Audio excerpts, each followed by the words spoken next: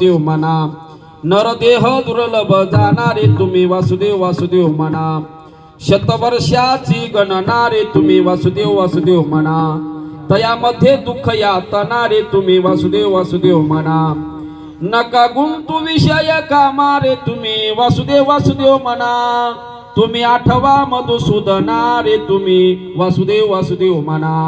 हात जोडून नाथ महाराज सर्वांना विनंती करतायत की बाबांनो, नरदेह मिळणे अत्यंत दुर्लभ आहे. किती दुर्लभ आहे नरदेह मिळणे ऐका. सुभाषितकार वर्णन करतायत की जगातील अशक्य गोष्टी शक्य होतील, परंतु तुम्हाला हा नरदेह पुन्हा पुन्हा प्राप्त होणार नाही.